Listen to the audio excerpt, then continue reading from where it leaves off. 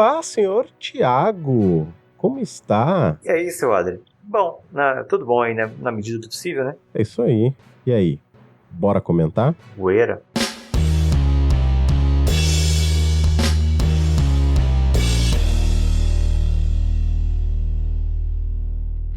Senhor Tiago, ficou mais velho na semana passada. Como está se sentindo?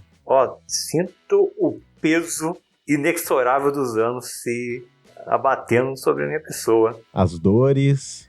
Né? A gente vai envelhecendo, a gente vai ficando crocante, né? A gente levanta a cama e estala. Faz um biscoito creme cracker. Trek. Olha, crocante eu não sei dizer, mas chato, isso eu posso dizer com toda certeza, cara. Eu, pelo menos, sou o cara mais chato da face da Terra. Demais.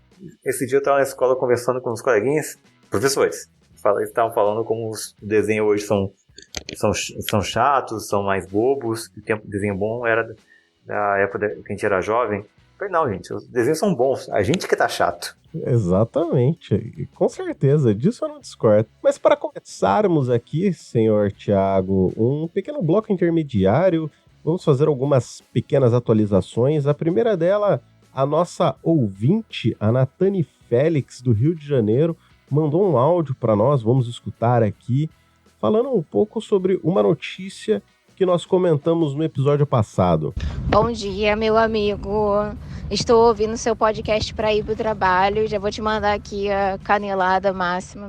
Brincadeira, não é canelada máxima, não. Mas é uma caneladinha. Cara, o Tembice do Itaú, no Rio, é um absoluto sucesso.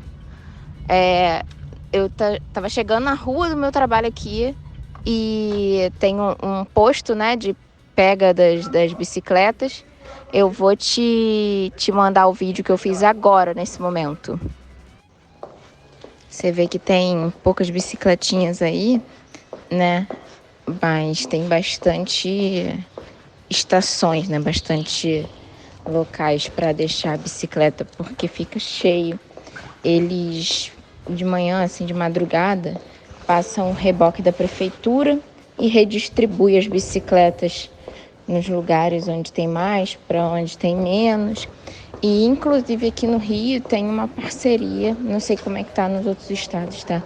Tem uma parceria do iFood com o Itaú, com o Tembice, né? Na verdade, que tem um posto de aluguel dessas bikes para a galera que faz e entrega pelo iFood, entregar de bike alugada, entendeu? E tem umas condições melhores para esses entregadores.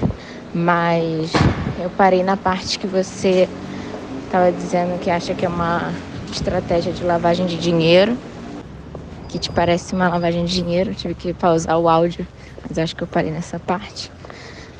Eu concordo com você, tá?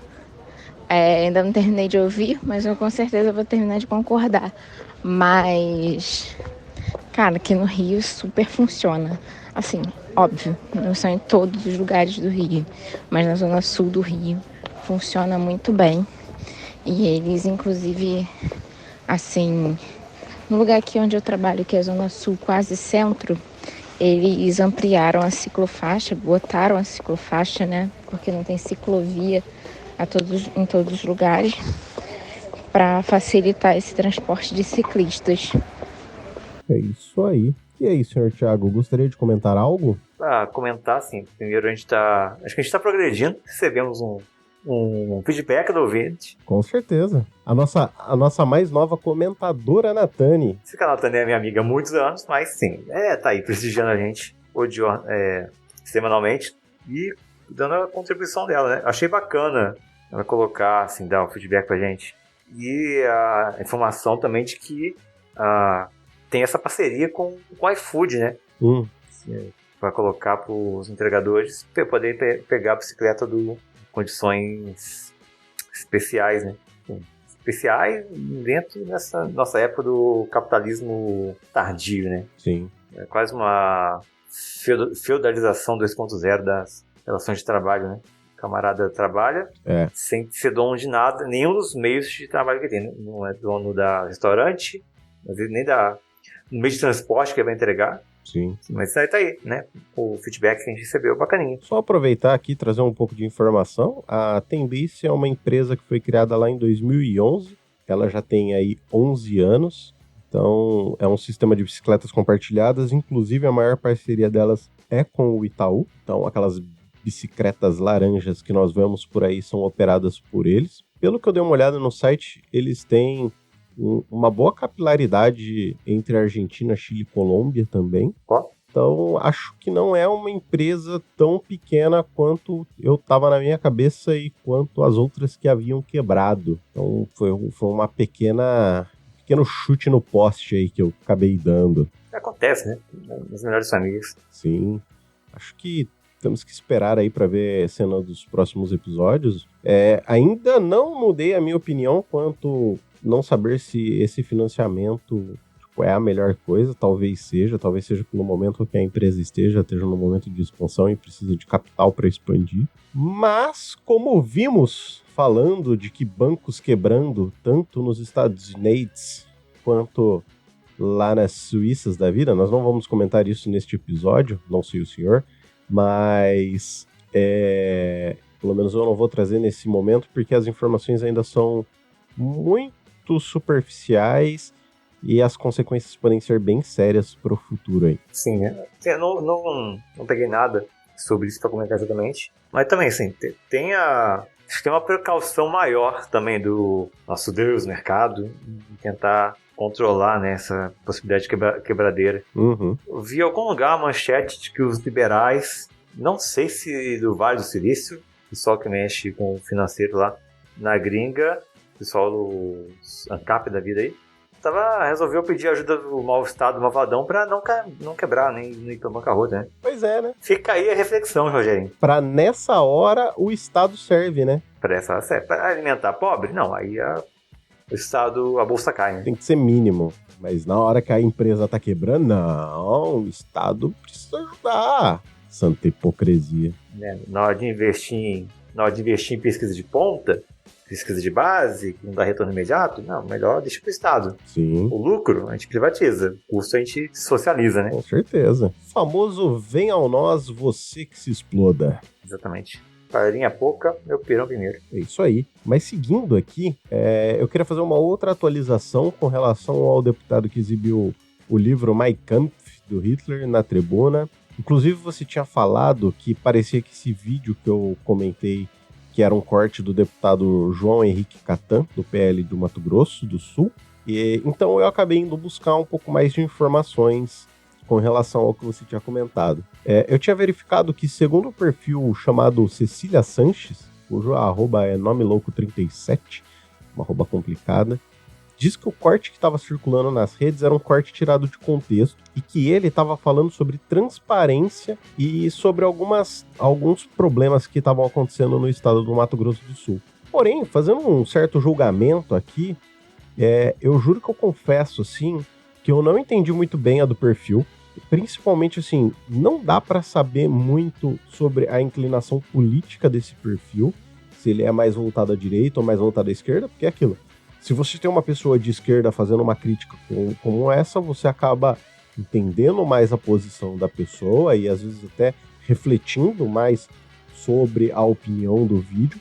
Agora, se a pessoa é de direita, você sabe que ela está simplesmente puxando o saco de um parlamentar que é dito de direita, do PL do Mato Grosso do Sul, que, cara, simplesmente é isso. Ela vai puxar o saco e vai tentar fazer uma contra-informação, vamos dizer assim, né?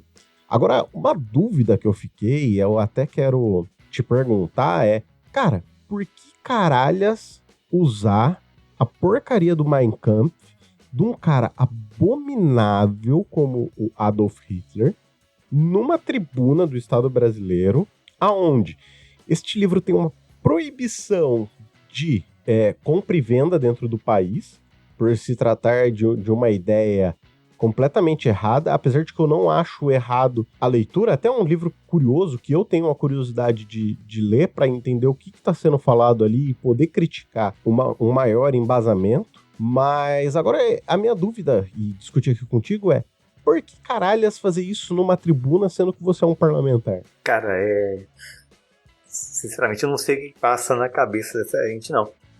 Tem mil modos diferentes de fazer uma crítica. A transparência, se for o caso, que quer fazer, sem ter que recorrer a usar como exemplo levar pra tribuna a porra do livro, né? Não faz sentido nenhum isso. Sim, cara. Eu tô olhando aqui olha assim, complementando o perfil da menina, é a Célia Sanches. Acho que não é o perfil da Célia Sanches. Célia Sanches acho que é uma descrição que eu tô olhando aqui. Militante cubana, eu não sei. Militante que cubana exatamente. Uhum. Mas a pessoa fala que a dona do perfil mesmo é a Priscila, de Mato Grosso do Sul. Entendeu a minha dúvida referente ao estilo do perfil e a qual a inclinação política? As informações são muito vagas e irônicas. A gente deixa linkado aqui, quem quiser, olha com seus olhos e faz seu próprio julgamento, né? Eu não vou... Exato. Não me arrisco a me aprofundar mais, não. Sim, é isso aí. Algo mais a comentar? Acho que não. Acho que... na verdade, sobre completamente outro assunto, eu tô pra fazer uma auto-errata, já tem uns 4 ou 5 programas, que eu cometi um erro, que eu não me perdoo, que eu falei errado o nome da Carolina Maria de Jesus todas as vezes no programa que eu citei o livro dela. Eu falava que era Maria Carolina de Jesus. Não, eu estava errado, é Carolina Maria de Jesus. Corrigido. Se você ouviu, você percebeu minha gafe, me perdoe. Eu realmente fiquei triste quando eu percebi. Eu tá falando errado. Cara, eu percebi que você falou diversas vezes esse nome, mas assim, eu não conheço a pessoa, infelizmente, ainda não conheço a pessoa, vim conhecer a partir do que você falou. Então, assim, eu confesso que eu não tinha a expertise ou até a sabedoria suficiente pra falar assim, não, ele tá falando errado, entendeu? Não. A minha esposa aqui, professora de português, ela tem um livro aqui, tava lendo o bendito livro.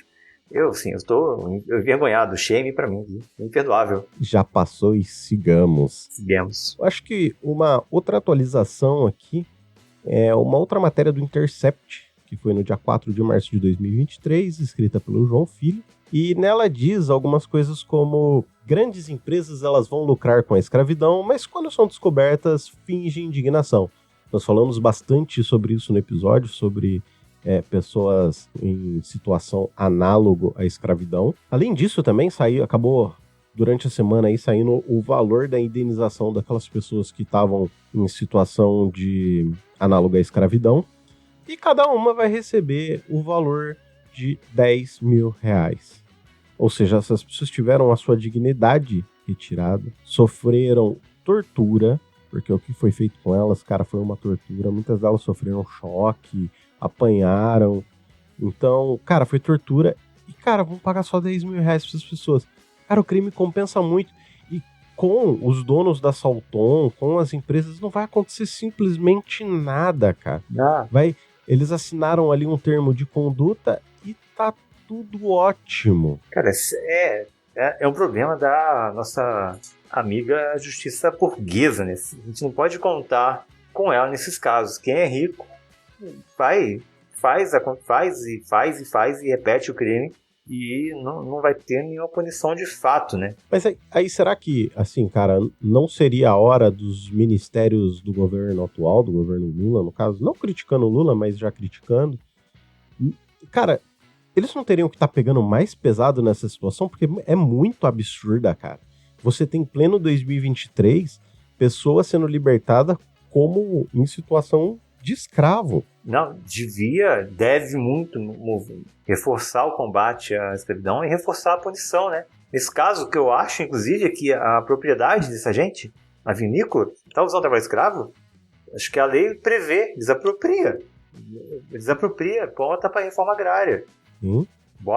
Dá para os trabalhadores. Sim. Isso é uma assinte, é uma vergonha esse valor que eles divulgaram. A gente até comentou no episódio que a gente não sabia o lucro da empresa, mas o negócio é milionário. Cara, até onde eu tinha visto, esse acordo não era nem 5% do faturamento do ano anterior.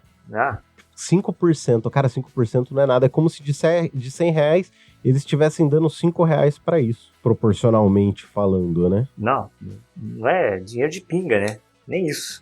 Cara, nem isso. É dinheiro que você usa pra comprar uma coxinha na esquina, é o dinheiro que eles gastaram, proporcionalmente falando, né? Isso deixando bem claro. Como se não bastasse, eu não sei se você viu, não sei se quem tá ouvindo viu, o nosso príncipe do Brasil, muitas Ai, aspas. meu Deus, cara, Você eu viu, né? vi isso, Que está vi. propondo acabar com... extinguir o órgão de combate ao trabalho escravo. O que esse cara tem na cabeça, velho? Aí eu pergunto, o que esse cara tem na cabeça, né? O que passa na cabeça dele? Nessa hora dá vontade de fazer um ritualzinho de magia negra e invocar o Robespierre. Cara, Que tem que estar com excesso de peso sobre os ombros. sim, não, na última semana saíram alguns episódios, inclusive do Medo e Delírio, saiu um episódio ótimo falando sobre a classe burguesa dentro do militarismo, né? Até um tenente da ativa foi falar um negócio e foi criticar e deu errado. Beijo, Pedro Dalto. Beijo, Cristiano Botafogo. E, cara, você vê o quão desconexo essas pessoas estão da sociedade, sabe? Porque, cara, a maior parte da sociedade não chega a um salário de 5 mil reais por mês, entendeu? Qualquer pessoa que tá acima disso tá completamente descolado da grande parte do povo brasileiro mesmo, entendeu? Eu me arrisco a falar que a maior parte da população não chega à metade disso. Será? Não, eu acho que a uns 3, 4 mil reais, eu acho que pode até ser uma coisa factível. É que a gente tem uma grande parcela da população periférica que tá ali entre 1 e 2 salários mínimos. Isso eu concordo mesmo, sabe? Mas eu acho que tem bastante gente também que chega na faixa ali de 4, às vezes até 5 salários mínimos. Ó, eu abri o Google nesse momento Uhum. e pesquisei. Segundo o IPEA, a renda média habitual é para os brasileiros, de forma geral, per capita, é de 2.652. Pois é. Ou seja, qualquer pessoa que tem um salário acima disso já tem uma condição financeira muito melhor do que a maior parte da população. Não, isso é uma média, mas a gente teve um decréscimo nos últimos 6 anos, uma deterioração da qualidade de vida, dos salários, da qualidade de emprego, que eu acho que colocou muita gente para um patamar muito inferior a esse. Sim, Que colocou muita gente para um patamar muito inferior a esses 2 mil reais. sim. Muita gente que ficou abaixo de 1.000, abaixo do salário mínimo. Uhum. E em diversas, assim, muitas... A gente voltou para o mapa da fome, né? Uma degradação, acho que na história recente, assim, sem precedente. Sim. Bom, acho que é isso por enquanto. Vamos pro nosso bloco normal? Boeira. Então bora. Bora. Senhor Tiago, neste programa de hoje, vamos seguir aqui pro nosso bloco normal. Como primeira matéria, queria trazer uma matéria do dia 14 de março de 2023, escrita pela Lívia Machado no G1 São Paulo. A matéria diz: Metrô de São Paulo altera o nome da futura estação Paulo Freire, será chamada de Fernão Dias, bandeirante conhecido por explorar indígenas. Primeiramente, o governo do estado de São Paulo ele resolveu renomear essa futura estação, né, a estação 2 da linha verde do metrô da cidade de São Paulo, que era para ser uma homenagem ao Paulo Freire, o grande patrono da educação, para o bandeirante assassino Fernão Dias. E aí, gostaria de saber a sua opinião sobre isso, o senhor como educador, como o senhor se sente com relação a isso? Olha, eu começaria falando que de onde a gente menos espera é que não vem nada mesmo, né? Sim. O governo de São Paulo, o seu Tarcísio, cria do bolsonarismo. Sim. Quem viu ele dar aquelas marteladas no leilão da privatização foi de alguma empresa pública, não lembro exatamente qual agora, mas que mostra assim, esse desejo reprimido bolsonarista de pegar no pedaço de madeira e bater forte. E esse ódio que eles têm a qualquer coisa que lembre educação ou possibilidade de garantir educação para a população. Tem esse discurso que é recorrente essa galera de que Paulo Freire, que é doutrinador, comunista. O Paulo Freire nem era comunista, ele era mais ligado acho que as pastorais, mais a religião. Uhum. O pessoal mais progressista de algumas áreas da Igreja Católica, não foi comunista. E tirando o projeto lá em Angico, se não me engano, que projeto pioneiro lá, teste de alfabetização de adultos, nunca se aplicou nada de fato no Brasil. Acho que quando a Erundina foi prefeita de São Paulo, acho que prefeita mesmo, convidou ele para trabalhar lá como secretário de Educação, mas não teve um projeto que foi para frente baseado nos ideais dele. Sim. Que não tem nada de comunista, é só falar, você tem que pensar criticamente sobre o mundo que você vive, isso é o mínimo que a gente tem que esperar. Sim, inclusive Paulo Freire, cara, ele é muito bem conceituado lá fora. Sim. A gente tem uma certa síndrome de vira-lata aqui brasileira, acho que porque como nós temos uma grande mistura racial no país, né, principalmente eurocêntrica, a gente acaba tendo uma certa síndrome do vira-lata, assim, de não dar o devido valor às pessoas que contribuem realmente para a nossa cultura. E acho que Paulo Freire é muito uma dessas pessoas, porque assim, quando ele criou esse ideal de educação, realmente, como você acabou de dizer, foi para a alfabetização de jovens e adultos, né? E uma maneira de tentar trazer para essas pessoas uma proximidade com o que essas pessoas já tinham no seu dia a dia. Exatamente. Para que esse dia a dia se tornasse mais simples, para que essas pessoas se tornassem mais críticas àquilo que elas estavam vivendo. E, cara, é aquilo, né? Rico não quer que você seja educado ou que você tenha um pensamento crítico. Ele quer que você seja simplesmente uma massa de manobra para que eles possam fazer com você o que eles acharem melhor e o que bem entenderem, né? Exatamente. Eles querem um trabalhador minimamente qualificado para pagar o mínimo possível, sem direito, tirando tanto direito quanto for possível. Sim. O que eles querem é... Isso é um país atrasado, um país de mão de obra barata, para servir de fornecedor para commodity, para matéria-prima, que vai ser beneficiado, que vai gerar riqueza em outro lugar, né? Em outro lugar, né? Enquanto a gente fica aqui na miséria, plantando soja, plantando uva, com mão de obra escrava.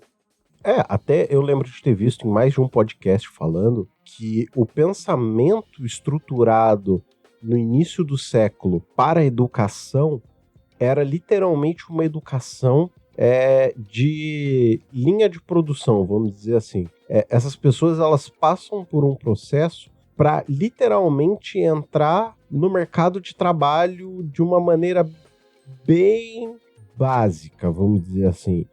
As pessoas não são necessariamente preparadas para o vestibular ou para ter um pensamento crítico ou para ter uma ideia social, para fazer uma crítica social, fazer um pensamento de melhoria como de Brasil, né? Que a gente sempre fala que o Brasil não tem um plano de país. A gente tem planos políticos. De 4 em 4 anos, normalmente esses planos mudam. Sejam à direita ou sejam à esquerda, aí seja a crítica que a pessoa queira fazer. Mas um plano de país, realmente, a gente está nesse ponto e a gente quer chegar no ponto X, a gente não tem isso não existe.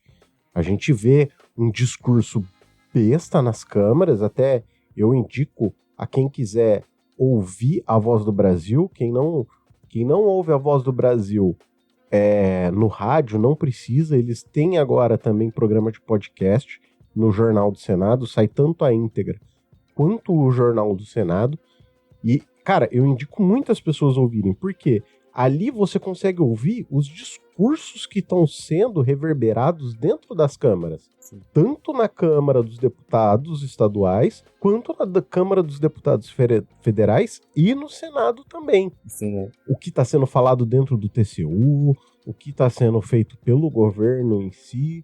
Então, ali seria o ponto de partida inicial, mas quantas pessoas realmente consomem a informação dali? Acho que quem consome, quem vai ver, acompanhar de perto é quantidade mínima de gente, né? Sim, cara, eu nem imagino quais que são os números de downloads da parte de podcast deles. Né?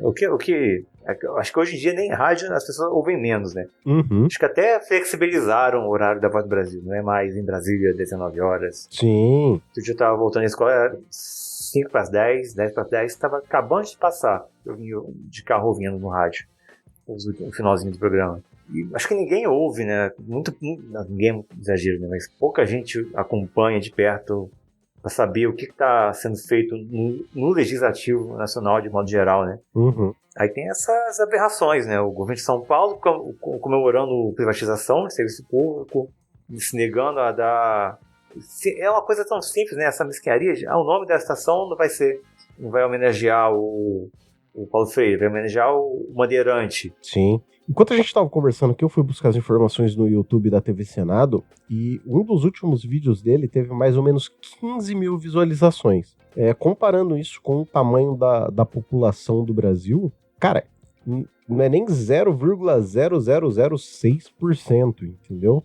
Da população do país. Né, assim, é uma discrepância, né? Assim, não dá pra esperar que todo mundo vai ter interesse de acompanhar. Sim, claro. Mas mesmo assim, é um desinteresse grande. E tem o porém, que as pessoas não acompanham o noticiário, às vezes, né, a imprensa, mesmo que, nesse caso, que a imprensa pública, né, que era mais... Eu acho que era mais objetiva do que ter uma linha editorial clara, mas que vai se informar, às vezes é pelo amigo, o tio, o primo do WhatsApp, que manda aqueles monte de fake news, que vai dar uma linha política, que foi o que a gente viu em 16, que a gente viu em 18, né? Sim. Que foi um pouco mais seguro, contido agora na última eleição, né? E acho que é isso, né? Sim. Só para complementar aqui, para finalizar esse ponto, um dos argumentos que eles usaram para a mudança de nome é que eles fizeram uma pesquisa de opinião. Agora a pergunta que fica é pesquisa de opinião com quem? E vale lembrar também que essas obras ainda não acabaram e a previsão de entrega delas é para 2026. Além do que, em 2018, tanto o metrô quanto os trens da CPTM, eles já tiveram alteração de nomes. E lá em 2018, o custo para essa alteração de nomes foi de R$1 milhão para o metrô e R$900 mil para a CPTM. Ou seja, quase R$2 milhões aí que poderiam estar sendo destinado a outros pontos. Tudo bem que para uma prefeitura é dinheiro de pinga. Depende. Para de São Paulo tá aqui. Exato. Para uma prefeitura de São Paulo é um dinheiro de pinga, mas é um dinheiro que pode ser feito muitas outras coisas. Pode. Né? Eu olhei aqui, complementando isso ainda, nesse assunto, teve uma petição que pegou, eu vi na Mídia Ninja, 15 mil assinaturas para manter o nome do Paulo Freire. Sim. E eu ia falar agora há pouco, esse mito do Bandeirante que é forte em São Paulo, que se construiu, ele vem do começo do século passado. Muito pela ação do Afonso Staunay, que foi acho que eu pronunciei certo, Afonso Staunay. Não sei. Acho que um dos primeiros diretores do Museu do Ipiranga, e foi quem começou a montar um acervo dedicado a criar esse imaginário do Bandeirante, que a gente vê no livro didático, a gente vê na novela da Globo, aquele cara... Como o desbravador das florestas. Sim.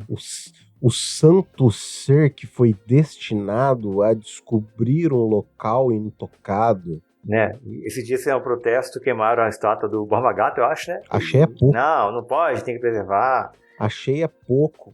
É pouco. Enquanto... Tinha que ter virado ela de ponta cabeça. Enquanto em outros países, acho que até nos Estados Unidos, estão retirando essas imagens, retirando do espaço público. Sim, quer dizer, que vai destruir a imagem. Exatamente. Vamos pro museu, mas não vai homenagear alguém que, pro bem ou pro mal, mais pro mal do que pro bem, a gente pode considerar, olhando de hoje pro passado, que ajudou a promover, foi um dos promotores do genocídio que ocorreu nesse território em relação aos povos indígenas, né? Sim. Vale dizer que o Bandeirante nada mais é do que um mercenário da coroa portuguesa que foi destinado ao Brasil em busca de riquezas. Ponto. A gente fecha esse ponto. Com relação a essa questão de depredação do patrimônio público ou destruição, eu falo, mas acabo falando brincando, né? Eu acho que 2 pontos importantes a se pensar a existência dos memoriais do Holocausto, que existem espalhados entre Polônia, Alemanha e alguns pontos, que preservam uma memória dura e complicada de um povo que foi dizimado numa Alemanha nazista e fascista, diga-se de passagem, e aqui na Argentina também os símbolos da época da ditadura, que foram todos para um museu para manter-se a história e tudo que aquilo ocasionou. Então tem diversos pontos que a gente pode pensar, tanto do europeu, né, ou do eurocentrismo, quanto aqui na América Latina mesmo. Sim. É um pouco do que a gente falou, né, em alguns programas. A gente lida mal com o nosso passado, né? A gente não resolve os problemas. Sim, normalmente a gente tem o costume de varrer os nossos problemas para debaixo do pano. Se o Brasil fosse uma pessoa que frequentasse um psicanalista, ia ser muitos anos de sessões para resolver esse monte de problema acumulado no subconsciente. Sim. Mas sigamos aqui, senhor Thiago. Traga a sua próxima matéria.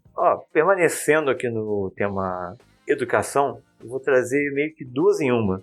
A primeira é um projeto que vi apresentado por alguns deputados, que é para revogar o programa das escolas cívico-militares do Bolsonaro.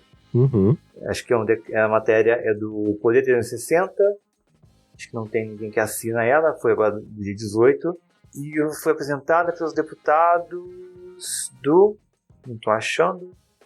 Tá, depois no decorrer do comentário, se eu encontrar aqui no texto, eu falo quem foi. Uhum. Sim, mas a questão importante é a proposta de revogar esse decreto, é necessário revogar esse decreto. A gente viu em várias ocasiões aqui em Minas, a gente teve essa experiência de que está uma imposição muitas vezes feita de cima para baixo da adesão de escolas a esse projeto cívico-militar. Teve casos assim em que formalmente teria que ter uma consulta à comunidade escolar, os alunos, os professores votarem se aderiria ou não a esse projeto. Em alguns casos isso foi feito de modo intempestiva, sem a mínima abertura de diálogo com os alunos. Certo. Assim, para chamar os alunos, conversar, explicar qual é o problema, qual é a situação, qual é a proposta, e falar, não, vocês têm essas opções e podem escolher. Sim. Nada disso foi feito.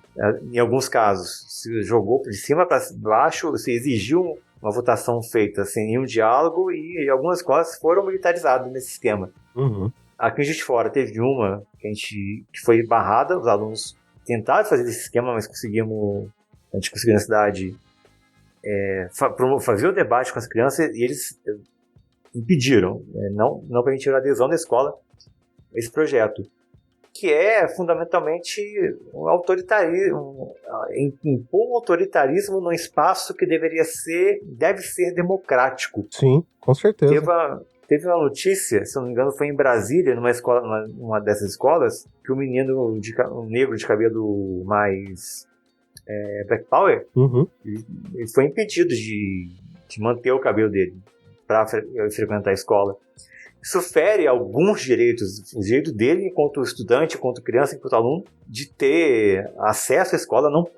O poder público não tem direito de forma alguma, inclusive o dever na Constituição, tá? Em toda a legislação que trata de questões de educação, de garantir o acesso dessa criança à escola. uhum. E a escola tem que ser um espaço democrático, não imposto por uma teórica... qual a palavra para falar? Que é a rigidez dos militares? Eu acho que, assim, essa questão da hierarquia e disciplina, eu entendo um certo desespero de certos legisladores e pessoas que não vivem o dia a dia de uma escola pela imposição de regras, digamos assim. Eu até chego a entender isso.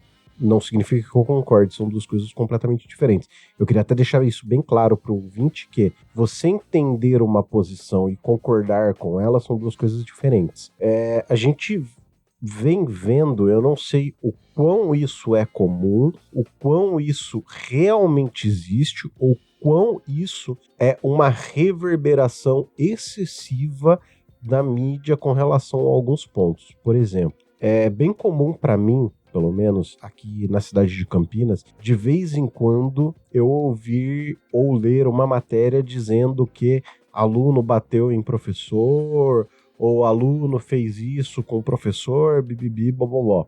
Porém, eu não acho que uma militarização, uma imposição de regras rígidas, um pensamento militar seja o mais correto e o melhor para se acontecer em uma escola. Não, acho que nem de perto, na verdade. Não, de maneira alguma, porque como você mesmo acabou de falar, a escola deveria ser o espaço mais democrático. Eu acho que deveria se pensar muito mais em como criar espaços que permitam a integração do diferente, que permitam com que essas pessoas saibam lidar entre si e elas cresçam e evoluam juntos e que se formem cidadãos e se formem pessoas na sociedade com um certo pensamento crítico, uma certa maneira de querer ver uma melhoria no outro e essa melhoria no outro sirva para ela mesmo.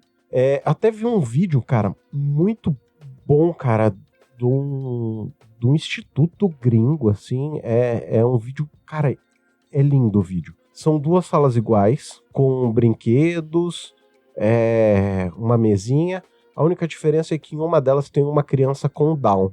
Aí eles fizeram um experimento de que eles colocaram algumas crianças ali entre 5 e 10 anos e disseram para a criança, você pode escolher qualquer uma das 2 salas para brincar. E normalmente as crianças entre 5 e 10 anos, elas iam para a sala que estava vazia ao invés da sala que estava com Down. Quando eles pegaram crianças de 3 a 5 anos, ela brincava com a criança com síndrome de Down como igual, como uma criança. E como tem que ser visto realmente, porque é uma criança. Exatamente. Não importa que ela tem síndrome de Down, entendeu? Eles não têm essa visão de que o outro é diferente ou preconceito. Ou seja, assim, o preconceito ele é ensinado e parte do adulto que está educando essa criança. Porque, pelo menos na minha visão, eu tenho uma visão muito assim, Thiago. Pode até ser errada, tá? A educação, sim, tem que vir de casa. E aí eu divido educação em 2 pontos. Educação e instrução. A escola é o local de instrução. É o local onde a criança vai para aprender as coisas do passado e as possibilidades do futuro, maneiras de como lidar com o passado, maneiras de como lidar com o futuro. E tudo isso, para mim, faz parte da instrução. Mas muito da educação é aquilo que os pais vão passar para os próprios filhos. E aí, na educação, tá embutido preconceitos, porque, cara, querendo ou não, a gente passa preconceitos para essas crianças, para as pessoas, porque nós, como seres complexos, nós temos os nossos preconceitos, sejam eles quais forem. Alguns mais aceitos, alguns menos aceitos, mas todos nós temos os nossos preconceitos, porque nós viemos de um longo tratamento preconceituoso, digamos assim, né? Não, sim. Eu acho que a escola ela é fundamentalmente um espaço de socialização da criança, desse indivíduo, indivíduo em formação. É até o termo que está na legislação, uma parte dela. A criança é um sujeito em formação. Ele está se criando enquanto um ser humano, enquanto um cidadão, enquanto alguém que tem uma individualidade. E às vezes ele tem uma experiência familiar que é desestruturada. Na escola pública a gente tem N dificuldades que a gente encontra. Uhum. Às vezes o aluno ele tem um pai preso, a mãe é alcoólatra, usa droga.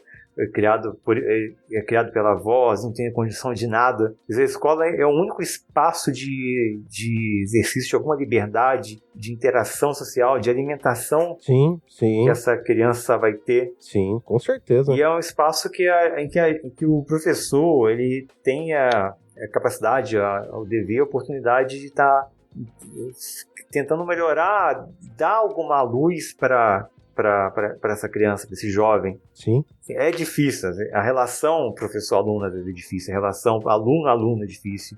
Uhum. Mas isso tem que ser feito. Não pode ser feito. Não vai funcionar na base do autoritarismo, da imposição de regra, de uma posição de uniforme, de uma pedagogia da violência e da supressão da individualidade. Uhum. Não, a gente tem que lidar com a individualidade. Você falou de um aluno com síndrome de Down.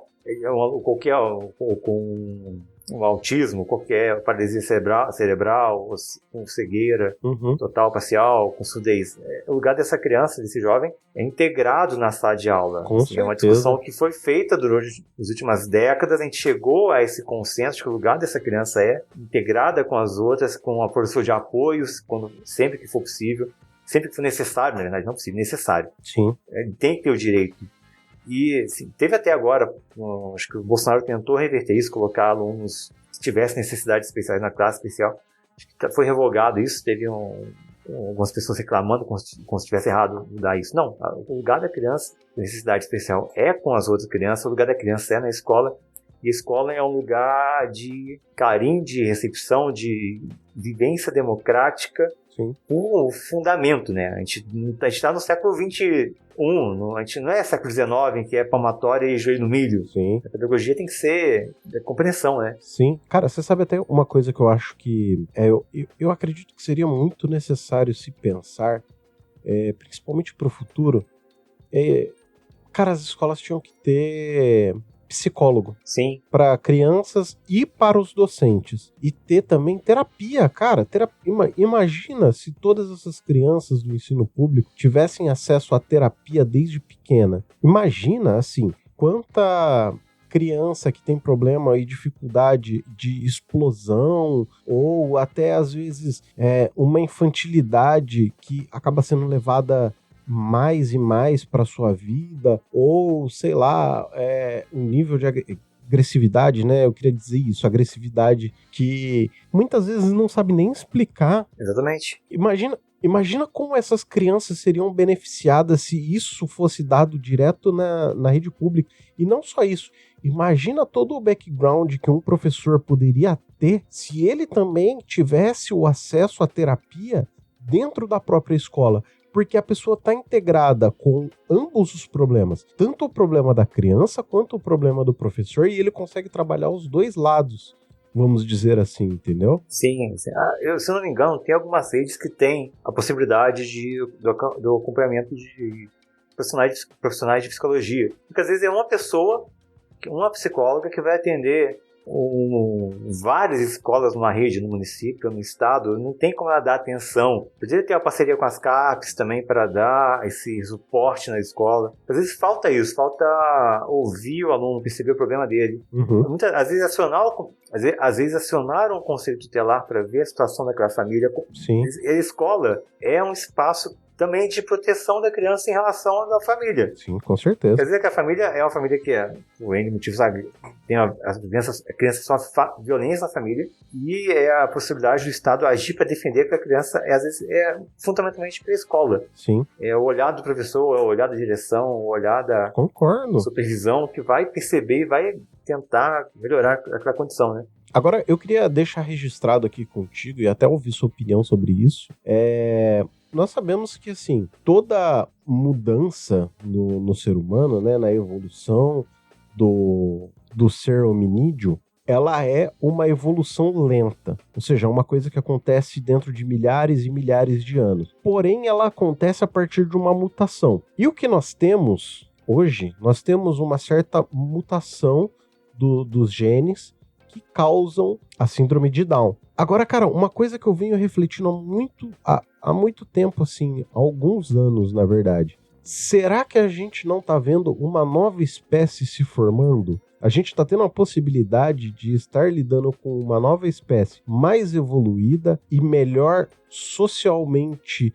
Porque, assim, isso eu vou dizer do que eu vejo, que não é algo muito do meu cotidiano, de que pessoas com síndrome de Down, elas tendem a ser mais educadas, mais amorosas e tendem a ver menos o preconceito do outro. Eles tendem a ter menos esse lado preconceituoso. Será que essa não seria a próxima evolução do Homo sapiens? Vamos dizer assim, uma nova espécie se formando, convivendo com a espécie do Homo sapiens? Eu não sei, eu não acho que na questão biológica funciona exatamente assim. Isso, o exemplo que você dá lembra um pouco a ideia dos X-Men. Sim, exato, cara.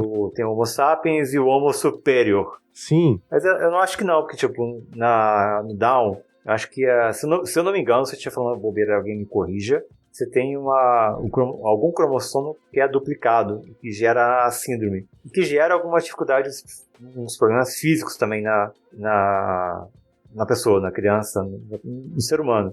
Tem vários graus, né? Você tem alguns que conseguem ter mais autonomia e alguns são mais dependentes. Eu tenho um aluno com Down agora esse ano que é professor de apoio, tá lá com ele. Uhum. E sim, ele tá no primeiro ano, mas ele não tá exatamente no mesmo nível que os colegas da turma dele, mas tá lá integrado. Sim. Não dá pra falar em uma espécie diferente e não dá pra falar numa espécie superior.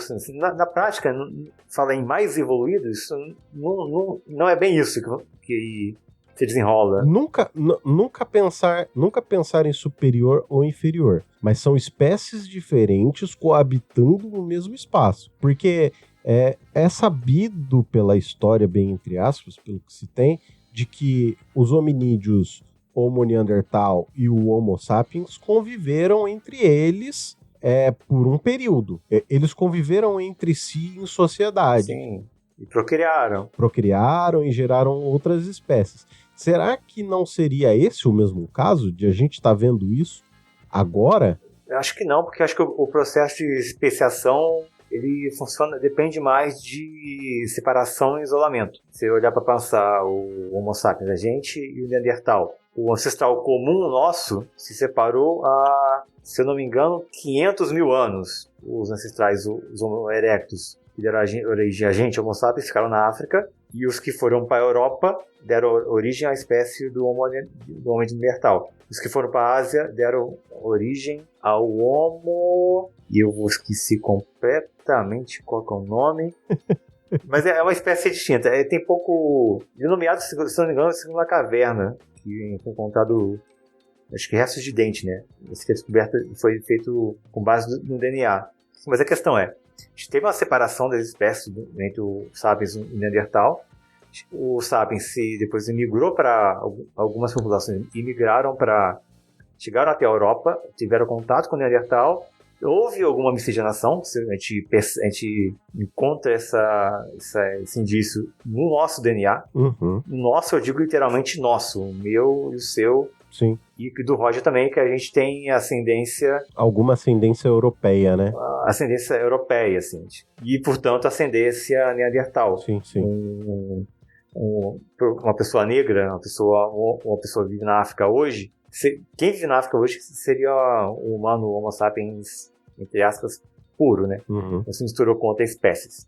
Isso tem até um porém, vou abrir um parênteses aqui. Você tinha aquela noção do Homo Neandertal como o troglodita, típico. Sim. O piteco, aquele que puxa a mulher, dá uma porretada na cabeça da fêmea. Sim. E puxa pelos cabelos, é o homem das cavernas prototípico. Quando se descobriu essa relação entre os povos da Europa e o Neandertal, se inverteu a chave e passou-se a destacar características positivas do Neandertal. Então, o Neandertal tinha cultura, o Neandertal enterrava os mortos. O Neandertal tinha uma capacidade craniana maior do que a do Homo sapiens, por exemplo. Aham. E acho que é isso, fecha parênteses, né? Nesse caso. Só para dar uma continuidade aqui, eu trouxe duas matérias mais ou menos relacionadas. Por favor. Que é a questão das escolas cívico-militares. E a outra é uma notícia que eu vou puxar uma ligeira sardinha aqui, que é aqui de Juiz de Fora, Uhum. que eu, sim, tá influenciando na verdade a minha vida diretamente. Que o diretor da escola onde eu estava trabalhando foi exonerado pelo governo de Minas, pela Secretaria de Educação, do governo do Romeu Zema, isso é dado público, não posso falar, e de uma forma assim que gerou uma comoção tremenda na escola, a manifestação dos professores e dos alunos em defesa do diretor, que é uma coisa que a gente entende ser uma retaliação, não uma retaliação, mas uma perseguição com um viés até inclusive político, a posição política dele e a posição política do governo do estado atual. E E por que eu estou trazendo isso? Porque dialoga com a questão não do projeto de educação que a gente está falando. Então, seria um projeto democrático, em que o cargo de diretor ele foi eleito pela comunidade escolar, ao mesmo tempo que você tem essa colocação da direção como um cargo de confiança pelos estados, pelas prefeituras, em que ele poderia ser exonerado a qualquer momento. No caso aqui, a gente tem claro que foi uma injustiça cometido por ele, não cometeu nenhuma irregularidade. Nem a Secretaria de Educação deixa claro que ele teria feito de errado. Isso não houve nada de fato. Pra variar, né? E o desrespeito à comunidade escolar, que elegeu ele. E que é um projeto, se coloca, que a gente percebe, tem a ver com essa questão do autoritarismo na escola, esse projeto que coloca a escola não como um lugar para socialização, formação de cidadão, formação de mão de obra barata. A gente viu isso agora com o novo ensino médio. Sim. Agora, dia 15 de março, teve nacionalmente manifestações de estudantes no país todo contra o novo ensino médio. Esse a gente tem aqui em Minas, particularmente, projetos no governo do estado que quer privatizar, entregar a gestão escolar para organizações sociais, para organizações privadas, privatizar o ensino médio, municipalizar o fundamental. Assim, uma desmonte da educação nessa perspectiva de ensino inclua, democrático, socialmente vinculado àquela comunidade, aos alunos, aos professores. Só para dar essa e aproveitar aqui a audiência para linkar. Eu acho que assim, eu não sei, você pode dizer muito melhor do que eu, porque você é um professor, né? Eu acho que até a ideia de um ensino médio com mais horas, trazendo outros tipos de assunto, por exemplo, muito no que é semelhante ao ensino médio técnico, eu acho que sempre é bom pro estudante, porque, cara, pelo menos eu vejo assim, eu sempre estudei, apesar do meu TDAH, eu tenho um problema forte com o estudo e a maneira como é pensado uma escola e uma faculdade hoje em dia. Não é pra mim. Não foi pensada pra mim, entendeu? Sim. Por quê? Minha cabeça, ela muda de assuntos, eu fico preso em outros assuntos, às vezes em questão de minutos, essas coisas assim, mas o que eu quero dizer é o seguinte, você ter a experiência com novas coisas, novos assuntos, por exemplo, no meu caso foi a eletrônica. Isso me abriu um mundo e abriu a minha cabeça para com que eu aprendesse muitas outras coisas que nem relacionadas à eletrônica estavam, por exemplo, entendeu? Então, assim, eu penso que esse pensamento de você trazer o ensino médio para uma coisa ampliada, permitindo com que, ao invés dessa criança porque assim, cara, quando a gente fala de educação, eu acho que a maior parte é de crianças carentes que ficam um período na escola e um período jogadas, bem entre aspas, vamos dizer assim. São crianças cujo a mãe não tem a mãe ou o pai, em grande parte a mãe, ela não tem a possibilidade de estar disposta, não seria disposta, de não estar o tempo inteiro podendo dar a educação para a criança, porque ela precisa trabalhar, alimentar a família, entendeu? Normalmente elas são os arrimos, elas são as pessoas que trazem esse dinheiro para dentro de casa. Então, assim, é interessante não ter essas crianças ociosas na rua, porque mente vazia, oficina do diabo, aquele velho ditadão, né? E pelo menos eu vejo muito isso como uma verdade, assim, se a pessoa tá muito ociosa, tem grandes chances dela ser cooptada por quem quer fazer coisa errada mesmo, né? E a gente sabe que essas coisas erradas para crianças e adolescentes é uma coisa completamente atrativa, vamos se dizer assim. Então, assim, eu tenho esse pensamento de que a criança, quanto mais tempo na escola, é positivo, mas do jeito que está sendo feito, não é uma coisa legal. Não, sim. E aí você pode dizer muito mais do que eu sobre isso. Não, sim. A criança, é como você falou, a criança mais tempo na escola é positivo. Da forma como foi feita, foi positivo. Foi feito, o novo ensino médio foi feito de cima para baixo pelo governo ilegítimo do Temer, numa perspectiva completamente neoliberal. A gente tem matérias que são tiradas do orifício curricular da pessoa que pensou nesse negócio. Coisa de empreendedorismo, papo de coach, coisa com projeto de vida que não tem cabimento. No fim das contas, é um ensino médio que não forma, não dá a capacitação para o jovem conseguir entrar num curso superior na faculdade. Uhum. E não dá uma formação técnica para um emprego técnico. Ele gera um jovem que está num limbo, que não sabe o que fazer. Sim, como muitos jovens que entram na faculdade e de repente não sabem o que fazer e vão fazer uma administração de empresas. Eu não acho que isso seja ruim, fazer a administração de empresas. Porque, cara, todo aprendizado abre a cabeça da pessoa para N outras coisas. Eu penso assim, eu nunca consegui concluir uma faculdade, mas eu já iniciei algumas. E eu não me sinto uma pessoa fracassada por isso, entendeu? Por quê? Cara, eu posso não ter concluído, só que todas elas fazem com que eu seja quem eu sou hoje. Com que eu tenha a cabeça que eu tenho hoje, porque eu já vivi todas essas experiências. E é necessário viver essas experiências. Seja ela qual for, seja ela na administração, num cargo técnico, não importa se você vai terminar ou não. O que importa é você começar para com que amplie um pouco a sua capacidade de pensamento de uma certa maneira. Sim. Só que acho que tem um porém, que o que está colocado, acho que a gente vê hoje, a gente vê de modo geral, os estudantes expressam isso, que é uma insatisfação com esse modelo que foi imposto. O ensino integral. A gente tem a educação como um projeto integral, mas o integral no sentido de incluir todos os aspectos da vida social, cultural, tudo. Mas o tempo integral, como foi feito, que o aluno do ensino médio ele chega na escola às 7 e fica até 4h30 da tarde, de 7 da manhã até 4h30, incluindo esse novo ensino médio, ele tira uma parte da perspectiva desse jovem no ensino médio de conseguir se ingressar ou no mercado de trabalho, de uma forma qualificada, ou na faculdade, passando pelo processo seletivo das faculdades, ou SISU, ou vestibular onde tem, ou outras formas de ingresso que ainda existe. Por exemplo, aqui na UFJF tem o PISM, que é o Programa de Ingresso Seletivo Misto, que tem um edital com conteúdo programático próprio que não é mais coberto pela forma como está configurado o novo ensino médio, em questão de disciplina.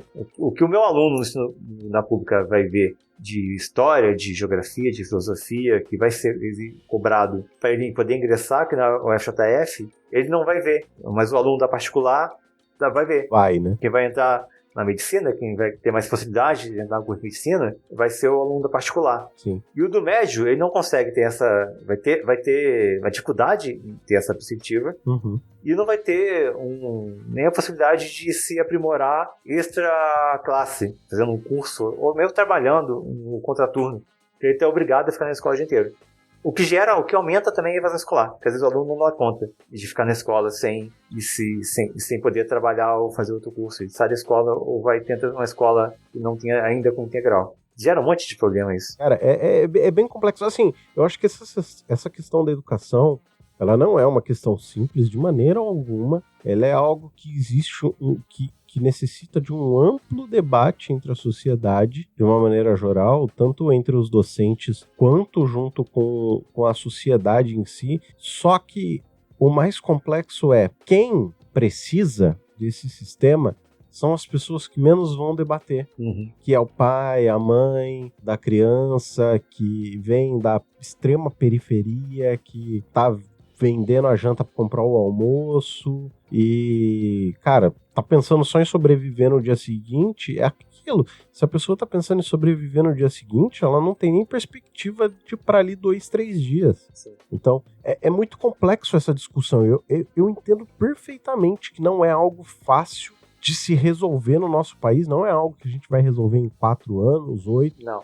Ou 16, que seja nos próximos 4 mandatos. É longo prazo. É algo que a gente tem que pensar para daqui 50, 60, 100 anos. É algo que a gente tem que começar a implementar agora de pequeno e ir escalonando isso para o futuro. Mas enquanto a gente tiver gente que só tá pensando no próprio umbigo, a gente não vai ter esse tipo de crescimento, né? Sim. E acho que, aliás, né, falar para quem estiver ouvindo, se é professor, você é aluno, manda um recado, comenta com a gente, dá opinião. Sim, com certeza. Se convide se convide a gravar com a gente se organiza para Exato. ter a sua participação. Porque, assim, eu tô aqui dando opinião, tem gente tá aqui dando opinião, mas às vezes Com certeza. a gente dá umas caneladas, às vezes ou outra, então participe também, né, contribui com a gente. Seguindo aqui, senhor Thiago, vamos falar de espionagem. Se você pensou em Rússia, pensou errado. Nós vamos falar aqui sobre um crachá espião que foi distribuído pela Huawei, pela chinesa Huawei, em evento em Barcelona e acabou gerando polêmica. Essa matéria é do dia 2 de março de 2023, que foi atualizada logo depois no dia 3, também não é assinada pela CNN Brasil. O que acontece, senhor Thiago? Durante a feira de tecnologia MWC, a Mobile World Conference, que aconteceu em Barcelona, na Espanha,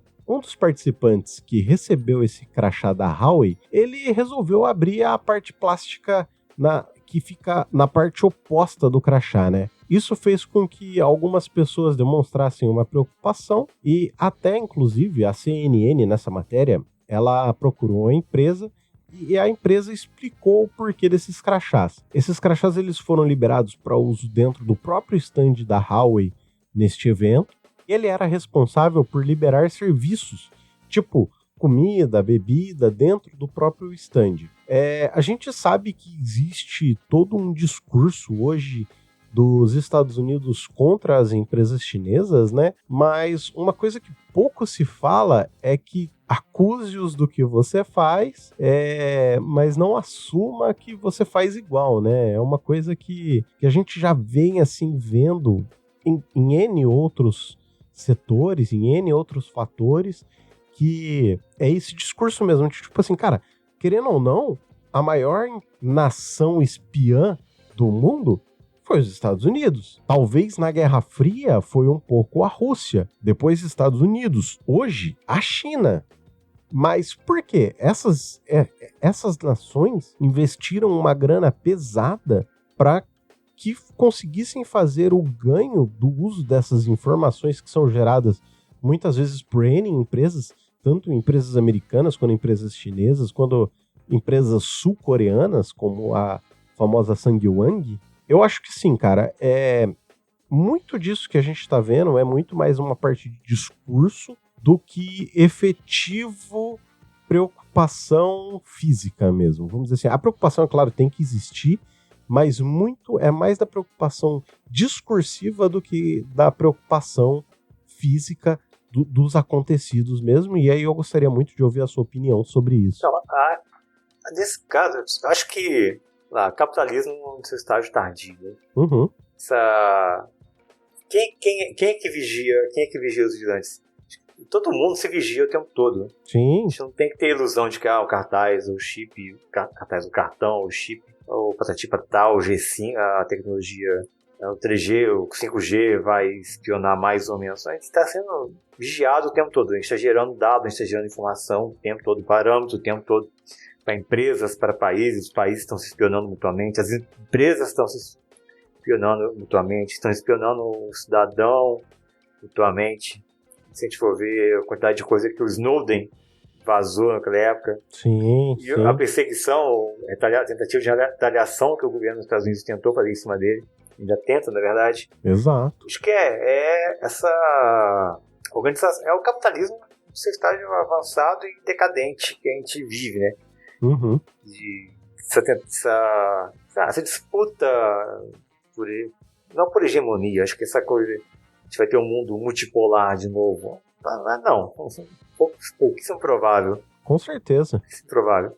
Ao mesmo tempo que acho que é inexorável o que a gente vê, que ocorre nos últimos anos, que é essa ascensão da China como uma nova potência. Porque não é exatamente uma ascensão, é uma ascensão, mas é uma reascensão. Acho que é a China ocupando uma posição que sempre meio que foi dela, historicamente, porque sempre foi um grande império. Você teve no século XIX a atuação das potências imperialistas do Ocidente, que conseguiram impor ideologias, sanções econômicas, com a própria guerra do ópio entre a China e a Inglaterra, que a Inglaterra forçou a China a aceitar condições extremamente desvantajosas para si no fim da guerra, para benefício da Inglaterra. E E é isso, a livre concorrência dos liberais, ela morre no momento em que a concorrência de fato ocorre. Porque eles não querem a concorrência, eles querem o monopólio. Sim, com certeza. E o monopólio, nesse caso mesmo estatal, ele vai ser incentivado se garantir o lucro da burguesia nacional. Sim. Que é o que se vê nos Estados Unidos. Como é o caso, pode ser o caso dessa disputinha entre crachá, não, pode ser crachá. Ou como foi o caso dos balões também. Sim, eu acho que assim, essa questão dos crachás, se tem pouquíssima informação com relação à tecnologia que estava dentro dele, mas muita gente que usa realmente crachá, querendo ou não, já existe crachá de NFC, tem muita gente que tem NFC no próprio chaveiro, que às vezes é a chave para entrar dentro do condomínio, ou sei lá, cara, tem o NFC ali na frente do carro para abrir a tag da cancela. Eu acho que é muito parecido, na minha opinião técnica, assim. Eu acho que as tecnologias devem ser até parecidas. Talvez ela possa estar realmente gerando ali uma triangulação no stand, mas não sei se ela geraria uma... Assim, vem quais pontos da feira essa pessoa foi, esse ID dessa pessoa foi, em qual ponto da feira. Eu acho que não, cara. Eu acho que você pensar em um circuito de GPS, pensando no... Primeiro que é um ambiente fechado essa feira, entendeu? Segundo que você pensar nisso dentro da feira, eu acho que é um pouco de paranoia, assim, se pensando, sabe? Quem tem paranoia com isso vai fazer o quê? Vai parar de usar telefone, celular? Vai parar de usar cartão de crédito ou de débito com chip da qualquer que seja? Tem que correr pras montanhas, cara. Vai viver o seu eremita, assim vai estar dando tchau pro satélite da Elon Musk, né? Sim, exatamente. Não vai deixar de ser pego por um tipo de tecnologia que já está aí. Acho que nem se for pro ponto mais isolado do oceano, vai estar lá visível. Claro, com certeza. Agora, queria que tu seguisse aqui com a sua próxima matéria. Vamos lá, clicar na próxima matéria. Vou sair um pouquinho dessa parte mais nacional, educacional. Matériazinha do UOL Tecnologia, dia 18 de março agora, que é: Meta lança selo pago de verificação aos moldes do Twitter. Será, acho que eles vão cobrar $12 para versão web, 15 para sistema de iOS e Android, para quem quiser ter o selinho de verificado. Aos moldes do que o seu Elon Moscão fez no Twitter ano passado, né? Essa tentativa de capitalizar em cima das redes sociais sem depender da propaganda, jogando pro colo do consumidor final. O custo desse... Custo não, o lucro, a busca pelo lucro desse assim, da empresa, né? Garantiu sim. Dinheirinho garantiu o funcionamento da empresa a partir do próprio usuário, né? Cara, eu acho que assim, pelo menos o que eu penso assim, dessas empresas gigantescas, eu acho que vai ter trouxa que vai pagar. É bem isso, assim. Esse pelo menos é o meu pensamento. Eu entendo a questão de que se um serviço é de graça, o produto é você. Eu entendo perfeitamente esse discurso e até concordo que se uma plataforma ela é gratuita, existe um preço a ser pago e quem tá pagando esse preço é você porque tá usando. Mas eu acho que a empresa não vai se pagar, sabe? A quantidade de usuários que vão pagar por esse serviço não vai ser alto o suficiente para pagar a operação, digamos assim. É muito diferente de, por exemplo, a capitalização de diversos criadores de conteúdo que eles pedem um auxílio, né, para que as pessoas, os ouvintes, auxiliem que a criação e o mantenimento daquele produto, mas é muito diferente, porque, por exemplo, o custo de criação vai ser muito menor do que o custo de mantenimento de uma rede social, como no caso do Livro Cara, entendeu? Ou da rede social do Passarinho Azul. Sim, e acho que, como não é assim, você não vai ter que pagar para usar a rede social, né? Não, sim. Eles estão cobrando pelo verificado. Acho que, assim, pra dar alguma caixa, né? Alguma receita, né? Sim, cara, esses dias eu tava verificando no Twitter, assim, tava utilizando o Twitter e tinha uma pessoa lá, cara, não tinha nem 100 seguidores, acho que nem tinha nem 50 seguidores, e com selinho de verificado, entendeu?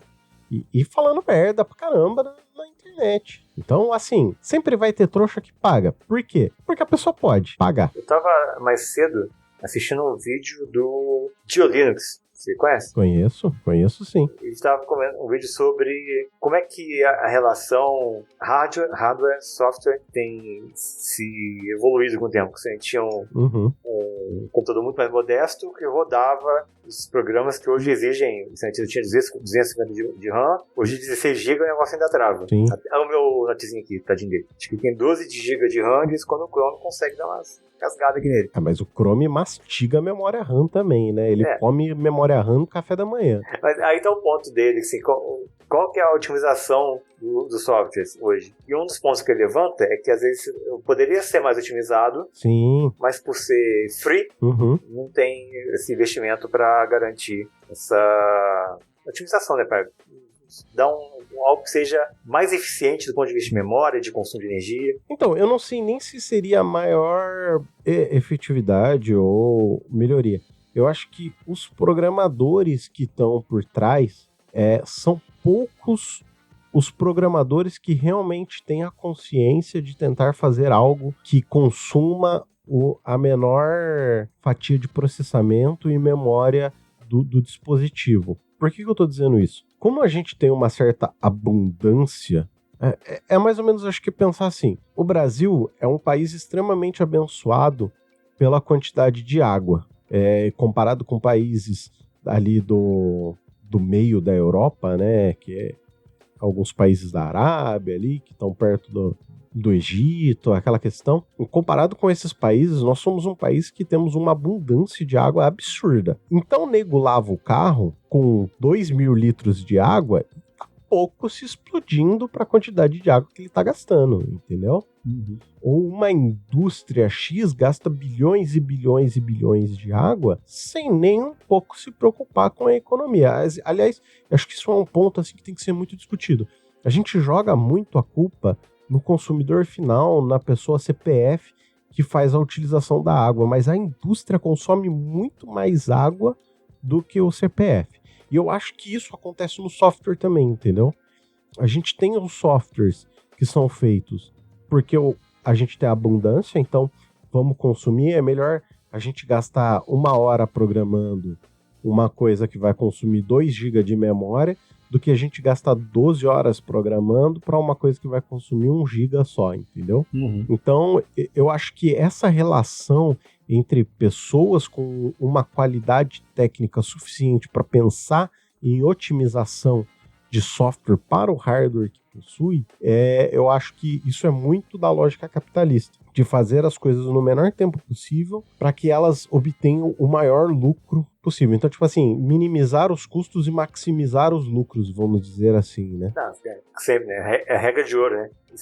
Aliás, isso eu acho que eu instalo aqui agora. Se relaciona também com essa quantidade de demissões em massa que essas Big Techs estão fazendo. Sim. Eu vi uma agora há pouco, eu ia até selecionar aqui pra gente comentar, mas eu deixei pra depois. Ou nem fechei, na verdade, nem lembro o que eu fiz mesmo. Que a Microsoft dispensou a equipe responsável pela controle da ética, alguma coisa de ética da inteligência artificial, se eu não me engano. Na IA, exatamente.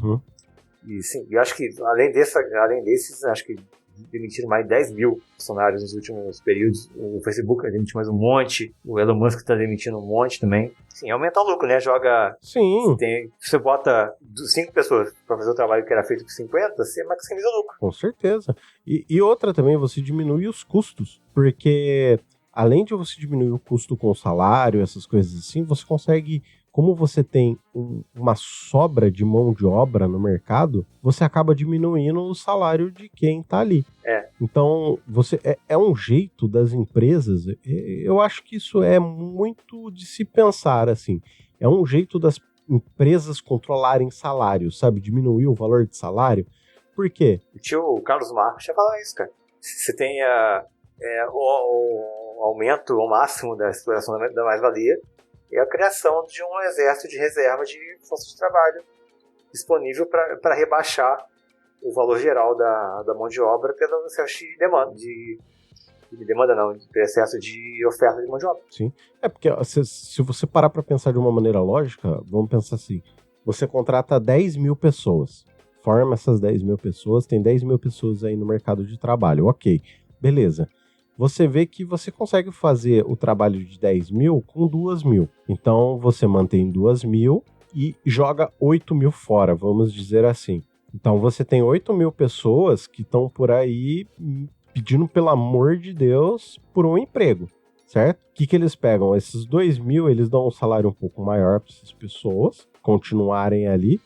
Depois, contratam uma parte dessas pessoas que saíram de novo, mas com um salário muito mais baixo do que o que elas tinham. Depois manda esses 2 mil embora e você ficou com um salário metade do que o salário que você acabava pagando antes. Uhum. Pelo menos eu tenho muito essa visão, assim, do mercado de trabalho, dessas empresas de Big Tech, de um mercado geral que contenham muitas pessoas. Eu acho que isso é muito plausível, pelo menos, de se pensar. Eu acho que mais do que plausível, isso é uma realidade, na verdade. É o que as empresas fazem.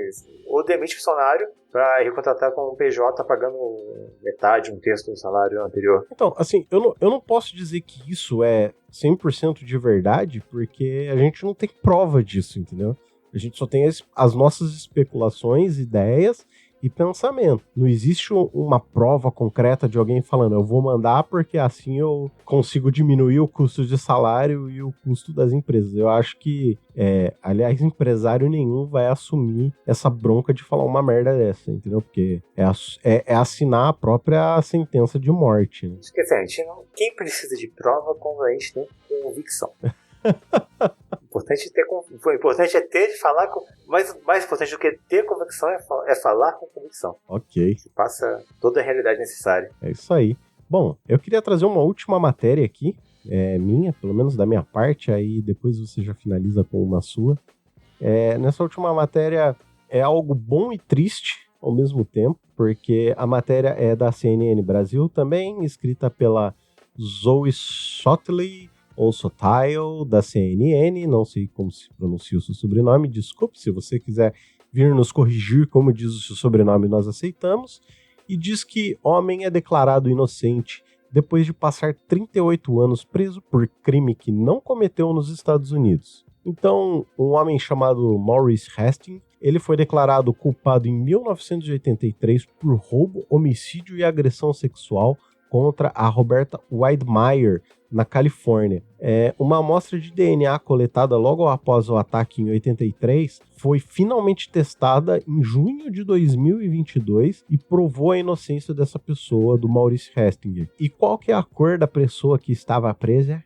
Cara, é óbvio que era uma pessoa negra, entendeu? Hoje ele já tem aí seus 70 anos e acabou passando 38 anos preso.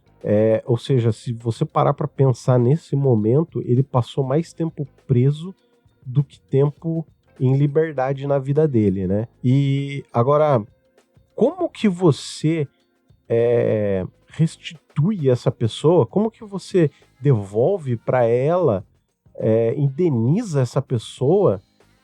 E outra também, como é que fica o psicológico, o físico dessa pessoa que foi tirado nesses últimos 30 anos? Como que você devolve para essa pessoa tudo que você tirou, entendeu? É ótimo que ele tenha sido liberto e verificado um erro grotesco da justiça americana. E, cara, é um erro grotesco que acontece aqui no Brasil também. Nas nossas penitenciárias, nós temos pessoas presas que sequer foram julgadas, que sequer tiveram o que elas fizeram e elas estão lá encarceradas, entendeu? Então, assim, o que eu queria trazer como discussão é como você vê isso, é o primeiro ponto. O segundo ponto é como a gente pensa em restituir não só essa pessoa e como a gente tenta resolver o problema que acontece hoje no nosso país, entendeu? Cara, eu acho que tem uma série de problemas aí, né? Uhum. Você tem esse excesso de punitivismo, típico esse punitivismo racista, típico que ocorre, a gente vê sempre, cotidianamente, noticiado em relação aos Estados Unidos. Quando não é o cara que é preso injustamente, é o cara que é morto. Como George Floyd foi, Sim. com vários outros casos tem documentados. Se eu não me engano, acho que a população, os Estados Unidos é o país que tem a maior população carcerária do mundo. Posso estar enganado, mas eu acho que é isso. Nós somos a terceira maior do mundo. E a quantidade de homens negros encarcerados hoje, presos nos Estados Unidos, acho que é maior do que a quantidade de pessoas que, que estavam escravizadas quando ocorreu a abolição lá. Ou seja, você tem um processo de semi-reescravização dessa população. Tem casos de que a mão de obra de pessoas presas é usada como mão de obra para trabalho. Aliás, eu não vou lembrar agora a notícia exata, como é que é o texto que eu vi, não sei se eu consigo encontrar para a gente colocar no link, mas de que lá nos Estados Unidos a abolição, assim, a proibição de que haja escravidão, a forma como o texto está escrito, ele não coloca exatamente que é proibido, não há mais trabalho escravo, isso tem um crime. Só estabelece a condição que não pode haver. Ele não fala que nunca mais vai ocorrer. Você vê. É bem. Chegou um ponto, né? Eles tiveram uma guerra civil para solucionar isso e, na prática, acho que não solucionaram de fato. Sim. E o nosso caso aqui a gente já comentou isso nos programas, acho que é tão ruim, talvez pior, né? Sim, exatamente. Porque, querendo ou não, nós temos mais tempo de pessoas escravizadas, pelo menos aqui no Brasil, né? Se eu não me engano, acho que a escravidão negra começou ali em meados de 1600 e durou até 1888, quando foi assinada a Lei Áurea, né? Então, assim, são 300 e tantos anos de escravidão contra 100 e tantos anos de libertação. Até pouco tempo atrás, até 30 anos atrás, a gente convivia com pessoas que foram escravizadas e foram libertas quando criança, digamos assim. Sim, salvo engano, o primeiro navio que desembarcou pessoas escravizadas vinda da África foi na década de 1530, se eu não estou lembrando errado agora. E a escravidão acabou, foi abolida em 1888. Isso vão ser 600, 700, 800, 350 anos. Mais ou menos de escravidão. E, historicamente, a escravidão no Brasil foi abolida ontem. Sim. Falar qualquer coisa diferente disso é um negacionista. Eu tenho diversos adjetivos aqui para qualificar essa pessoa que eu não vou falar para evitar problemas judiciais. Mas que é isso. Eu estou olhando, inclusive, para o senhor Leandro. Botar um bip aí nesse nome, esse arrombado. Eu tenho um ódio particular em relação a ele, que é um negacionista. A história é tipo uma versão sapatênis do Olavo de Carvalho também, tão ruim quanto. E divulgando um monte de lorota historiográfica. Não, eu acho que assim, o que ele fez, cara, foi pegar os casos mais exceções e trazerem esses casos como regra. Mais que isso, ele mente mesmo. Não tem a afirmação dele de que o zumbi é escravo. É algo que ele tirou literalmente do fiofó dele. Não tem nenhuma fonte verificável que vai embasar isso. Mas ele espalha essa lorota e os Minions vão... mas quem quer utilizar isso como argumento vai utilizar e vai falar assim, tô embasado no argumento daquela pessoa ali, mesmo que aquele argumento esteja errado, né? Exatamente. Cara, mas acho que isso é mais do que isso, né? Se a abolição foi em 88, são um pouco mais, quase 140 anos, estou fazendo a conta errada de cabeça certa, e a gente só foi ter a qualificação do racismo como crime em 88, a gente só foi ter agora, recentemente, a lei de cotas, que tenta reverter com muito atraso essa injustiça. Sim. E o tempo todo sendo atacada. E o preconceito, o assassinato de jovens negros, a prisão de jovem negro, o encarceramento de jovem negro que ocorre cotidianamente aqui também, né? Sim, e tem uma questão de um discurso também, que é o discurso isso começou lá nos Estados Unidos e foi importado para muitos países, que foi... Cara, isso foi uma campanha em massa lá de criminalizar algumas coisas, como, por exemplo, foi a criminalização das drogas nos Estados Unidos, a guerra às drogas, né? Porque isso era uma maneira deles tentarem criminalizar literalmente o povo negro. Cara, tem um monte de um monte de documento por aí que afirma isso que a gente está dizendo aqui e pode ser conferido por qualquer pessoa. E assim, não existe interpretação, outro tipo de interpretação.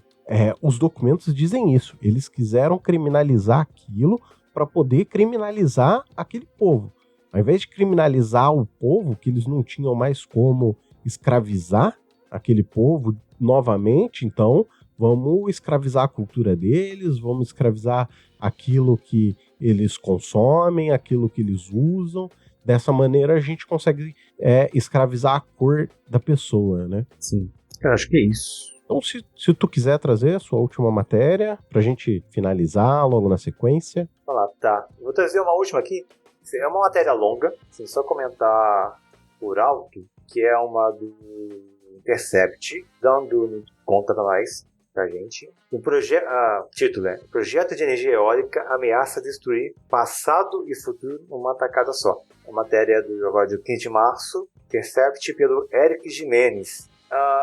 Tá na região do Seridó, no estado, acho que em Paraíba, Rio Grande do Norte, mais ou menos. Tem uma empresa, não vou citar o nome, mas vai estar na notícia aí, querendo um projeto de construir um parque eólico numa região cheia de sítios arqueológicos pré-históricos brasileiros. E com patrimônio histórico colonial também. Uhum. Eles fizeram um estudo para tentar liberar ambiental, histórico, para liberar a área, para justificar o uso do espaço, a construção, desmatamento de uma área grande de cerrado, uma área de cerrado que inclusive é mais verde um pouco do que o que é típico, que é mais, com mais recursos hídricos. E assim, eu garanti a empresa tentando manipular o poder público, ameaçando o patrimônio público histórico para garantir o lucro das pessoas, né, com a desculpa de que está girando energia limpa, né? Mas energia limpa até que ponto, né? Você tem problema ambiental, você tem o problema da própria turbina que gera... O barulho dela gera problemas para as pessoas próximas que vão ser afetadas, tem comunidades quilombolas e descendentes de indígenas que vivem próximos, podem ser expropriadas da sua terra, do seu local de vida, estão morrendo no notebook, quase assim, perder o seu local tradicional de vida, a fauna ameaçada, pássaros morrem por causa das hélices. O que eu quero dizer aqui, né? A gente quer ser contra a implantação de energia limpa? Não. Também não é feito ao Deus dará a vontade da empresa como ela quiser. Tem que ter o acompanhamento de perto do órgão público e o balanço real, verdadeiro, sem maquiagem de qual vai ser o impacto dessa construção. A matéria é longa, vai ficar o link aí, acho que leiam, vale a pena. Tá uma matéria muito bem escrita, Intercept vale a pena ler. Esse tema é fino. Sim. Eu acho que assim, cara, uma coisa que tem que ser muito pensada e eu não me conformo quando as empresas brasileiras vão começar a entender que acabou essa coisa da gente mexer nas matas, sabe? Chega, a gente já mexeu tanto, já chegou num ponto tão ruim de destruição de diversos tipos de bioma, seja na Amazônia, seja no Cerrado, que, cara, a gente tá impactando o mundo, sabe? Até pouco tempo atrás aí, a gente teve ali na África, acho que, se eu não me engano, na costa leste da África, teve uma tempestade que durou 5 semanas, entendeu? Junto com um furacão. Isso é consequência direta da destruição dos nossos biomas, da destruição das camadas de ozônio, sabe? Quando que as empresas vão começar a entender que não dá mais para ter lucro a qualquer custo? Chega! O problema tá aí, cara. Eu acho que a possibilidade das empresas aprenderem que não dá para ter lucro, ou que o lucro tem que se subordinar à preservação ambiental, tende a zero. Assim como tende a ser mínima o respeito ao direito trabalhista, a não escravização das pessoas, a preservação do patrimônio histórico. Se nada, vou falar mais uma vez, nesse nosso capitalismo tardio, está acima do lucro da burguesia. Se eles precisarem destruir o planeta, queimar do planeta para reinar sobre as cinzas e lucrarem com isso, eles vão fazer. Uhum. Aí fica aquela frase, não lembro de quem agora, não vou me prever nomear o cara que falou. Genericamente é algum indígena que falou que quando queimaram a última árvore, mataram o último peixe, vão descobrir que não dá para comer dinheiro e respirar. Exatamente. Sim, é isso, exatamente isso, cara. Essa é a melhor frase que você pode dizer, cara. Entendeu? Não adianta você destruir tudo, porque depois não vai te sobrar nada, não vai te sobrar... É aquilo. Não adianta você destruir um povo, porque não vai sobrar quem você liderar ou quem você escravizar, vamos dizer assim, de maneira mais crua, né? O que eu acho engraçado, se a gente pega qualquer não, um filme típico de Sessão da Tarde, que a gente pode ter o roteiro lá, que é a historinha que vai ter as crianças lutando contra a empresa malvada, querendo destruir o bosque onde eles brincavam. Então vai ter toda uma comunidade vai se unir, vão pedir empresa, todo mundo vai ser feliz. No mundo real, o que a gente vai ver é garimpo de selva, garimpo predatório, é a empresa falsificando, como a gente falou no último programa, falsificando certificado de carbono zero, de ser amigo do meio ambiente. É a empresa falsificando o laudo para construir em área de preservação ambiental, preservação histórica. Acho que teve até um caso no governo anterior em que tentaram liberar a construção de uma loja da Havan, eu acho, se não estou enganado, em área de preservação também. O fábrica de cerveja, não lembro se era da Ambev, se era da Havan.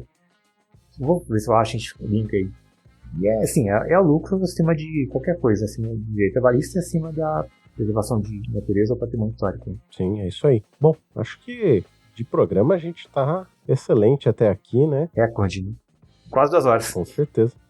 2 horas de bruto, né? Quero ver quanto que vai ficar no depois do corte e tudo, né? Mas seguindo aqui para o final, senhor Thiago, suas redes sociais. Sigam-me na Instagram, Twitch e TikTok, @Historiano, Historiano TH, Thiago, Historiano de História.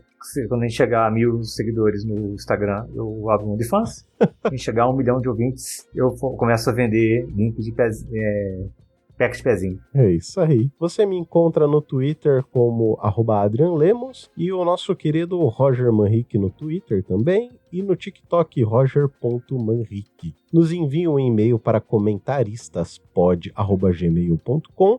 Faça como a nossa ouvinte, a Natane Félix, e nos envie a sua mensagem.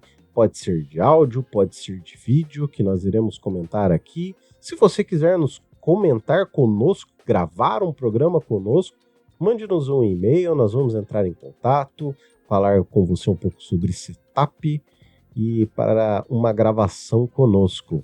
Além de tudo isso, siga-nos no Instagram, como ComentaPod, ou no Twitter também, como ComentaPod, que este ser que vos fala sempre está colocando nos stories N matérias que inclusive o nosso querido @Tistoriano aqui sempre envia para nós, e aí estamos sempre republicando. Lá você também fica sabendo sobre os novos programas que são lançados. Algo mais, senhor Thiago? Cara, acho que é isso. Aproveitar aqui e mandar um abraço, além da Natane, o marido dela, meu amigo de infância, Leonardo. Um abraço, Leonardo. Já falei sobre ele, já mandei um abraço para ele lá no VAP. Há muito tempo atrás, reenvio agora. Tá. E sobre o ensino médio, cara, gente, sigam a Kel Villa, que lá no Twitter, no Instagram, que ela tá sempre criando uns conteúdos bacanas e comentando sobre a questão do ensino médio. Link no post. Finalizando, vocês podem ver que Roger Manrique não tem gravado o programa conosco. Eu acho que ele está brigado com o senhor Thiago, e por isso ele não está querendo gravar mais com o senhor Thiago. Fica aí essa pulguinha atrás da orelha. Até o próximo programa. Um abraço. Tchau, tchau. Beijunda.